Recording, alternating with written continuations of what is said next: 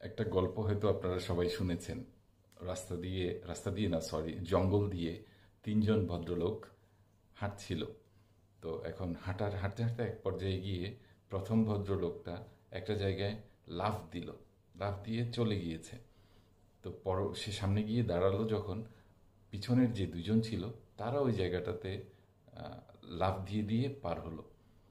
তো প্রথমজন পরের দুজনকে জিজ্ঞেস করলো, তোমরা কেন লাফ দিলে? আমি তো ওখানে লাফ দিয়েছি কারণ হলো ওখানে একটা সাপ দেখেছি, তাই।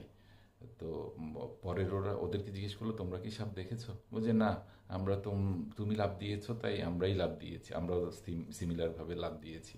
তো বাংলাদেশের মানুষগুলোর অবস্থা হলো অনেকটা এমনই, যে একজন মানুষ বিজনেস বলেন, পড়ালেখা বলেন, যে কোনো সেক্টরে যে কোনো জায়গায় আপনি যদি বলেন ও অমুক করেছে, আরেকজন না বুঝে না জেনেই মোটামুটি ওই জায়গায় লাইন দিয়ে ফেলবে।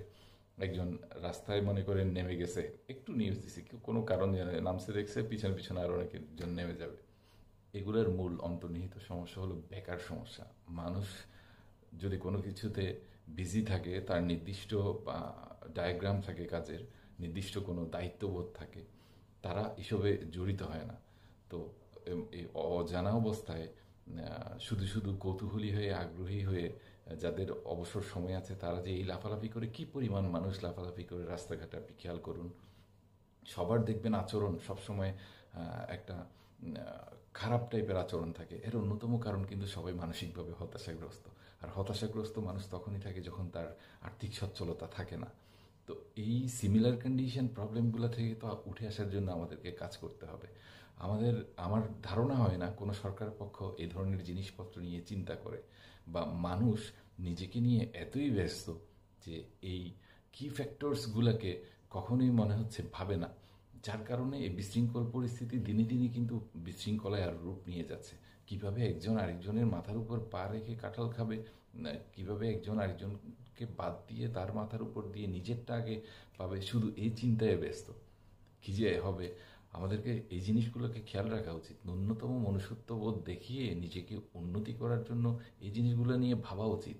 শুধু ভাবলে কিংবা ফেসবুকে স্ট্যাটাস দিয়ে বা গল্প জুড়ে দিলে ভালো মানুষের, নিজে এভাবে ভালো মানুষ হওয়া যায় না। নিজেরা চর্চা করুন, সেটাকে ইমপ্লিমেন্ট করুন। না না হয়ে এসবের কোনো দাম নাই। আল্লাহ সুবহানাহু ওয়া তাআলা কিন্তু সবাইকে সব কিছু একদম 100% পরখ করছে। আপনি মানুষের চোখে ধুলা দিতে পারেন, কিন্তু আপনি আপনার নিজেকেও ধুলা দিতে পারেন না। যিনি আপনাকে সৃষ্টি করেছে তিনিও, তাকেও ধুলা দিতে পারেন না। পাপ বাবাকেও ছাড়ে না।